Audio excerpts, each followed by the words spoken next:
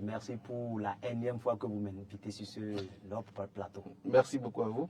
Zahandine Baladani, bonsoir. Bonsoir, monsieur Atou. Alors, vous êtes spécialiste en gestion des crises et catastrophes hydroclimatiques. Bienvenue sur Au cœur de l'environnement. Merci beaucoup. Mesdames et messieurs, nous allons suivre ce reportage venant de nos confrères de France 24 et puis nous allons revenir. Un stage d'agriculture durable dont Jean-Paul Mangata ne compte pas louper le moindre détail. Ce jeune Congolais espère y apprendre des nouvelles techniques pour gérer sa plantation de palmiers tout en respectant l'environnement. Nous sommes notamment dans la production de vin. Il faudra que nous puissions contrôler le fruit que nous utilisons parce que nous voulons aujourd'hui, nous voulons un monde, nous voulons un environnement qui est en train de préserver notre nature. Le stage accueille une vingtaine de participants venant du Bénin, de la RDC, du Nigeria et du Burkina Faso. Après une session d'exercices matinaux, le groupe passe la journée à apprendre des nouvelles méthodes d'agriculture durable, comme identifier des produits naturels pour remplacer les pesticides. Outre la théorie, les stagiaires doivent aussi mettre la main à la pâte. C'est vrai qu'il y a des théories, mais on va beaucoup plus sur le côté pratique des choses, pour leur montrer quand même des connaissances, des compétences et aussi des techniques pour pouvoir pratiquer l'agriculture d'une manière saine. De retour dans son exploitation de palmiers à Kinshasa, Jean-Paul Mangata n'a qu'une envie, mettre ses nouvelles connaissances en pratique. Il a développé un moyen de récolter le vin de palme sans avoir besoin d'abattre les arbres. Quand on abat ce palmier pour avoir rapidement de vin, notre environnement est aussi détruit. Or, nous ne faisons pas l'abattage de palmier. Donc c'est au niveau du bourgeon apical que nous récoltons notre vin. Alors que l'Afrique de l'Ouest fait face à sa pire crise alimentaire en 10 ans, le besoin de développer une agriculture durable et résistante à la sécheresse se fait de plus en plus pressant. Alors, nous parlons d'agriculture durable. Vous avez vu ce jeune qui a initié une technique, quand même, qui entre dans le cadre de notre thématique. Qu'est-ce que vous y pensez? Et personnellement, comme j'ai suivi la vidéo, j'avoue que ça m'a vraiment épaté. C'est très bien, encore venant des jeunes. Ça veut dire que la jeunesse est... de potentialité. Exactement. La jeunesse est de plus en plus souciée de l'environnement et de la protection et des ressources naturelles. Et cela, quand même, c'est très important. Puisque quand on a les jeunes conscients aujourd'hui, c'est que l'avenir est assuré. Il n'a pas besoin d'abattre le palmier. Avant de trouver le vin du palme. Parfait. Monsieur Boudiko, oui. Voilà un jeune qui a initié une technique. Voilà, oui, par rapport à la technique, ce sont des innovations. Oui. Et il faut l'applaudir. J'ai suivi aussi le volet où ils utilisent pratiquement de l'engrais biologique à la place de l'engrais chimique. Tout à fait. Par exemple, des produits phytosanitaires purement bio, comme à la place comme nous le voyons à l'écran. Voilà, c'est ça. Donc, je pense que ce sont des initiatives que péremptoirement nous devions encourager. Nous devons travailler pour ça, pour qu'à l'avenir, qu'on arrive à manger sain, qu'on arrive à produire sain pour manger sain. Parfait. Monsieur Baladani, alors quand on parle de l'agriculture durable, qu'est-ce que l'agriculture durable et quels sont ses avantages? Et quand on parle de l'agriculture durable, c'est cette agriculture qui stipule qu'il faut produire tout en minimisant nos impacts sur l'environnement. Donc nous avons cette potentialité de produire pour ne pas quand même impacter l'ensemble des ressources naturelles qui sont, comment dit-on, sur l'environnement. Et quand nous utilisons par exemple des intrants agricoles, cela a des impacts considérables, que ce soit sur nos sols, ça favorise l'appauvrissement des sols. Et quand on utilise les intrants agricoles aussi, il y a le phénomène de ruissellement qui balaie tout, qui déverse ça dans nos cours et plans d'eau. Cela quand même impacte la qualité de l'eau autant que la faune aquatique. Et si nous utilisons ces intrants agricoles, que ce soit les engrais ou bien les pesticides que nous utilisons, après les pluies, ça s'infiltre directement au niveau des nappes phréatiques. Et donc ça altère également la qualité de l'eau que nous avons. Et l'avantage que nous avons à pratiquer l'agriculture durable, c'est que nous n'avons pas à polluer l'environnement. Nous préservons l'environnement et quand on préserve l'environnement, on rentre en ligne directe avec les objectifs de l'ODD. Donc c'est quand même très bien de produire aujourd'hui pour satisfaire nos besoins sans pour autant compromettre celle de l'avenir. Alors, Monsieur Moutikou, pour vous qui êtes un praticien, un agriculteur, un jardinier, dites-nous de façon concrète comment est-ce que vous faites sur le terrain? Nous travaillons. Il faut d'abord noter que l'utilisation de nos engrais chimiques, par exemple, appauvrissent tellement nos sols. Donc vous le rejoignez? Oui, ça c'est une vérité universelle qui transcende les barrières géographiques. Et c'est cette raison qui fait qu'aujourd'hui, il y a une politique environnementale qui demande, qui recommande à ce que nous travaillons, nous encourageons l'agroécologie, nous encourageons tout, l'agroforesterie par exemple, et tout, comment on appelle, tout ce que nous pouvons faire dans l'agriculture pour valoriser l'utilisation des engrais biologiques, l'utilisation des pesticides naturels et tout. Donc, il faut opter pour ces moyens-là pour pouvoir faire avancer les choses. Donc, je pense que à ce niveau, nous, à notre sein par exemple, nous travaillons toujours. Il y a quand même le potentiel que la nature nous a donné gratuitement avec les ossements des animaux, par exemple, nous pouvons obtenir le phosphate de calcium. Le phosphate de calcium, avec la bouse de vache, il y a de l'azote. La bouse de vache fraîche, il y a de l'azote concentré. Avec la santé biologique, vous connaissez nos mamans préparent, nos femmes préparent, et la santé, voilà. Donc nous avons du potassium. Et tout ça, quand vous prenez même l'engrais chimique que nous utilisons, ce sont ces composantes-là qui constituent l'engrais chimique là. Mais nous pouvons avoir ces composantes-là de façon naturelle. Tout à fait. Et produire sain, manger sain et réduire les risques des maladies aujourd'hui que nous ne pouvons même pas maîtriser et qui ne sont pas favorables pour l'organisme, notre organisme. Du coup, il faut dire que rien n'est impossible. Nous devons travailler à développer des stratégies, à développer des moyens pour produire des fertilisants biologiques, pour produire naturels, oui, bien sûr. Le compost, par exemple, le bokashi, que nous expérimentons dans le nord-ouest du Bénin, c'est fait à base les matières premières sont d'origine végétale. Mais nous avons le résultat. Et quand, par exemple, j'affirme sur un plateau de télévision que je produis de l'engrais biologique qui a une capacité très puissante plus que l'engrais chimique, les gens diront que bon, il est venu. Vous entendez parler pour parler. Mais venez, vous allez expérimenter, vous saurez de quoi je parle.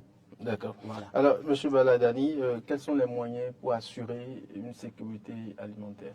Et les moyens pour assurer une sécurité alimentaire, c'est d'accroître la production agricole. Parce que quand on n'a pas une croissance au niveau d'un rendement important au niveau de l'agriculture, je ne pense pas qu'on pourra quand même atteindre l'objectif de la sécurité. Est-ce que cela ne fait pas appel à la main-d'œuvre?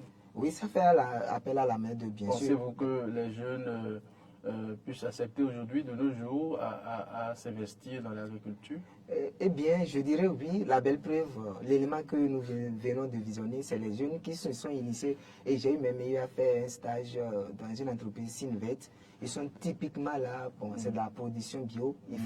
Donc, aujourd'hui, quand on parle du cas du Bénin, d'abord, l'agriculture, c'est la première des choses. Selon l'INSAE, par exemple, en 2019, ils nous ont dit qu'on a 15% des recettes d'exportation. Non, mais ça, est-ce que ce n'est pas la théorie? Est-ce que dans la pratique, ça se reflète? Ça se reflète. La vérité actuellement, je confirme. On a la GIZ. Nous allons demander au jardinier s'il lui-même confirme cette information.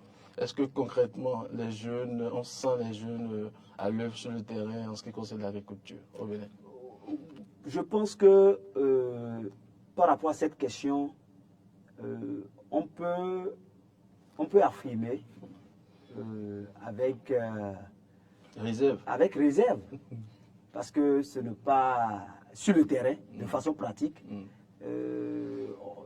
On ne peut pas dire que les jeunes sont tellement motivés. Bon, je fais partie de la jeunesse, et je sais de quoi je parle. Je suis un employeur, je suis un praticien, et nous savons ce à quoi nous sommes confrontés. Donc, il y a aussi que l'agriculture étant mécanisée aujourd'hui, ça desservit, ça participe à ce que la main-d'œuvre n'est plus de mise. Et bon, vous savez, toute évolution, tout développement a aussi ses conséquences, ses risques. Voilà, et ses risques. Et nous ne pouvons que peut-être travailler à s'adapter, à trouver des stratégies pour relever ces défis.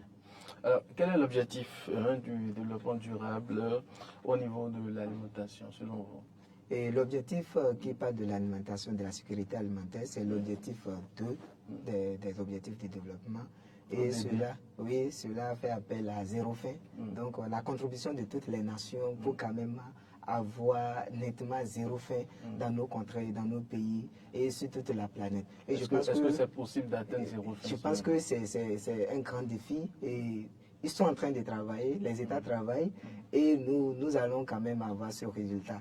Puisque quand les nations se réunissent et prennent des décisions, à coup sûr, des résultats positifs viendront. Alors, il est sûr et rassuré que l'on puisse atteindre des résultats positifs. Est-ce que vous êtes d'avis? Bon, c'est un souhait et comme je le dis souvent, ce souhait doit être accompagné avec des actions. Voilà, pour pouvoir atteindre les objectifs escomptés. Voilà. D'accord. Monsieur Baladani, pourquoi une agriculture durable doit-elle aussi être productive selon vous? C'est important que l'agriculture durable soit productive puisque nous sommes dans un contexte où la démographie est galopante et il faut nourrir beaucoup de personnes à la fois. Donc, faire de l'agriculture durable qui quand même donne un rendement assez conséquent et important pour pouvoir quand même permettre assurer la vie au niveau de l'ensemble de ces populations aujourd'hui sur la planète. Parce que chaque jour que Dieu fait, il y a de nouvelles naissances. Hein? Exactement. Donc il faudrait augmenter le rendement agricole par le biais de l'agriculture durable. Également, cela permet la viabilité économique puisque les agriculteurs également qui font de l'agriculture ont besoin de quoi vivre. Donc c'est important que l'agriculture durable soit quand même assez conséquent pour les permettre d'avoir quelque chose en contrepartie. Alors nous allons marquer une courte pause. Nous allons suivre Vincent Kouchouali qui explique les clés pour réussir la production du manioc sûr. Le premier d'abord c'est le capital que doit détenir le producteur pour mieux produire. Je veux parler de moyens financiers. Donc il faut qu'il y ait de crédits adaptés à la culture du manioc. Le second, c'est tracteur pour labour meuble. Le tracteur, parce qu'aujourd'hui on ne peut plus parler de roue. Le manioc, c'est une culture rentable, on ne peut pas de roue pour produire le manioc aujourd'hui. Il faut aussi les intrants agricoles. Les intrants pour le manioc, par exemple, c'est le 5 superphosphate qui se vend aujourd'hui. Et cet engrais-là, il faut apporter ça en fumier de fond. Et après cela, il faut maintenant l'urer pour compléter, pour renforcer le SSP. Donc voilà, de façon à ramasser le facteur qu'il faut maintenant. Il y a le facteur humain aussi, le facteur humain, seulement qu'avec le tracteur, ça peut remplacer, ça peut diminuer la main-d'œuvre pour la production. Voilà les facteurs que je peux vous citer pour le moment. Alors, retour sur ce plateau, Monsieur Moutikou, dites-nous, comment est-ce que vous trouvez cet élément qui vient de passer? Bon, très bien. Et puis, les conseils qui découlent de cet élément ne peuvent faire avancer la lutte. Et nous ne pouvons que réfléchir autour de ça pour pouvoir avancer. Alors, je suis toujours avec vous. Quelles sont les principales causes de l'augmentation de la faim chronique que l'on observe depuis 2015? Alors, par rapport à cette question, je pense que, pour mon opinion personnelle, il y a les changements climatiques aussi qui sont à la base. Imaginez par exemple chez moi, à Natitengou, le cultivateur, le paysan qui voudrait cultiver son maïs, il maîtrise déjà la période, soit il attend, la pluie a déjà commencé depuis, les travaux préparatoires qu'il devait faire au niveau du champ, ce n'était pas fait, il se précipite rapidement, il le fait, il y a eu cessation brutale des pluies, et alors là, ce n'est pas facile. La récolte, vous savez que ça aura un impact sur la récolte. L'autre volet est que l'utilisation des engrais pour pouvoir faire émerger les cultures, ces engrais-là peuvent venir à des moments où le producteur, c'est qu'au moment où on en a besoin, ça décale un peu. Et vous savez, dans l'itinéraire technique de chaque culture, il y a des principes qu'il faut réellement suivre. Donc quand déjà au départ, ça commence par flotter, et à la fin, ça aura une répercussion subite sur les récoltes. Il faut prendre aussi le volet où nous avons par exemple des parents qui sont au fin fond, dans pratiquement les zones qui sont un peu frappées par le djihadisme, le terrorisme. Vous voyez un peu, il y a de la peur. Ceux qui devaient aller au champ, ce n'est pas facile. Vous voyez un peu, donc tout ceci peut contribuer à ce que la fin soit... Alors, vous avez quelque chose à compléter?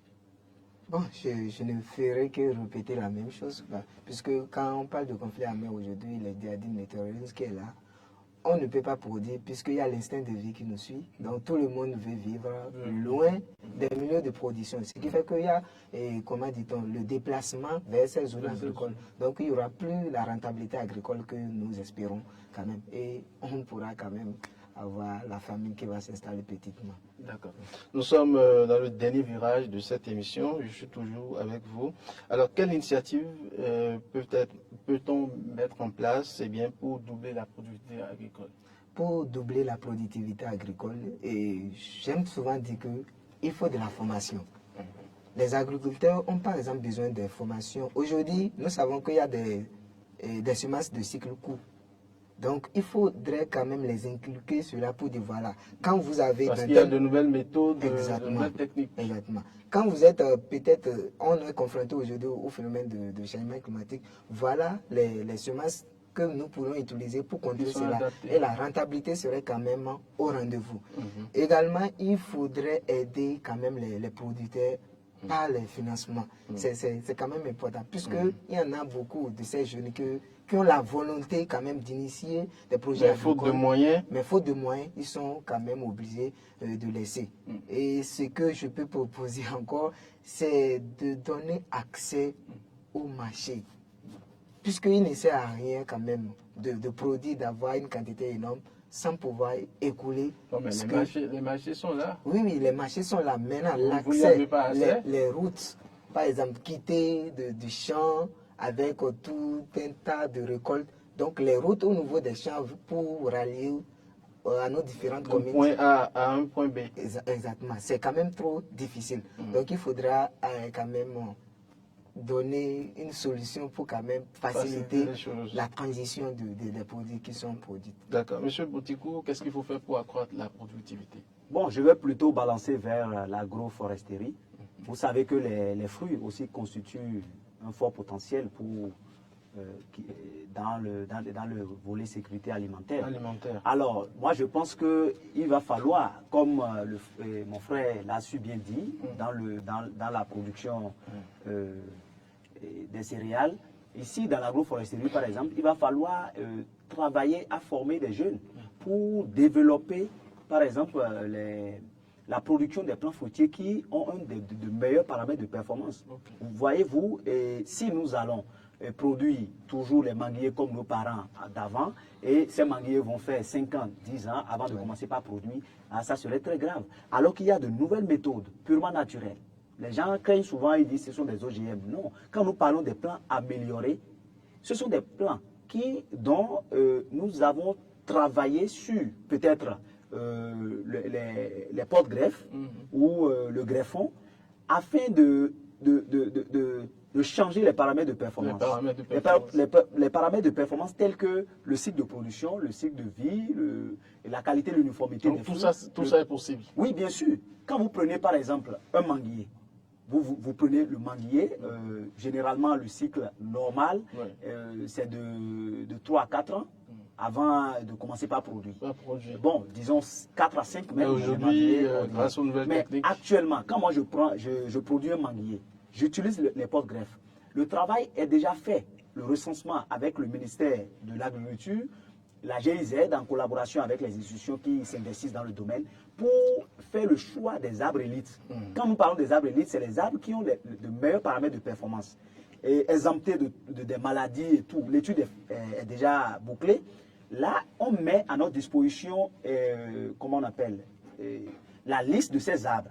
Et nous procédons par greffage. Et quand vous procédez par greffage, inévitablement, le capital hormonal de ces plants-là sont tellement forts.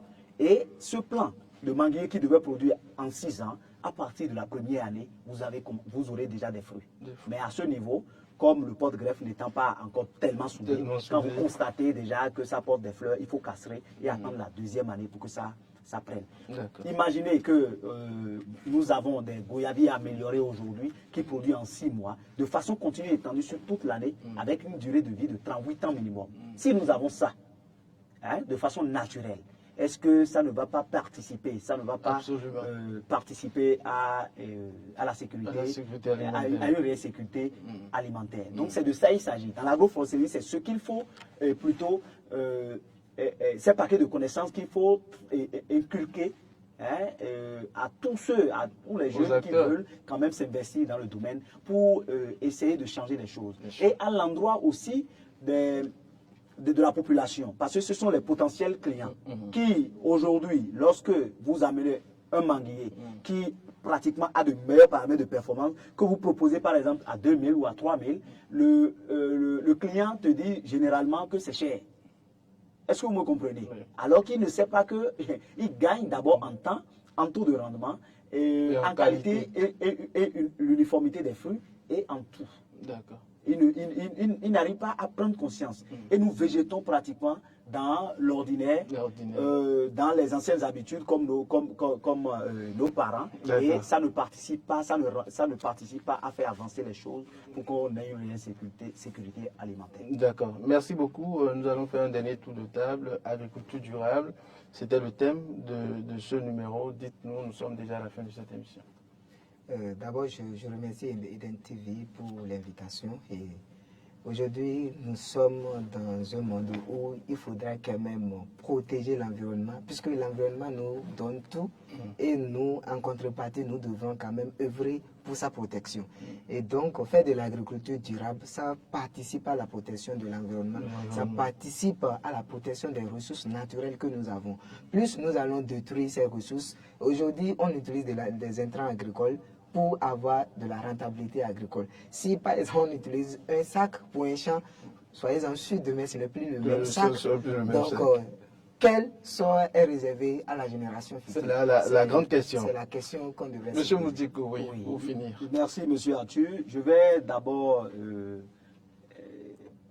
solliciter, informer notre fidèle population sur le fait que nous devons travailler aujourd'hui et avoir des pratiques qui sont adaptées aux normes environnementales.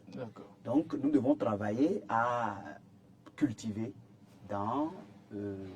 avec tous les moyens naturels possibles pour pouvoir quand même garantir même notre propre santé et pérenniser et donner vie à la terre aussi. Alors, il y a le volet de... Quand vous prenez, par exemple, l'engrais chimique, si nous ne travaillons pas... Très rapidement. Voilà, si nous ne travaillons pas pour changer la donne, nous allons appauvrir nos terres et au bout du rouleau, vous savez que l'affaire chronique là sera quand même une réalité d'un jour à l'autre. Merci beaucoup à vous, M. Moutikou, pour avoir été là. Merci à vous, M. Baladani. Mesdames et messieurs, tout est bien qui finit bien. C'est la fin de cette émission au Code de l'environnement. Marcel Yedo a assuré la technique. Martin Toïsser, modeste. Je fais un clin d'œil au directeur général du groupe de presse Eden TV, Diaspora FM, donc la Mavalo. Sans oublier la présidente Claudine Lafiavu Prudencio. Merci beaucoup à vous, mesdames et messieurs. On se retrouve très bientôt pour au Code de l'environnement.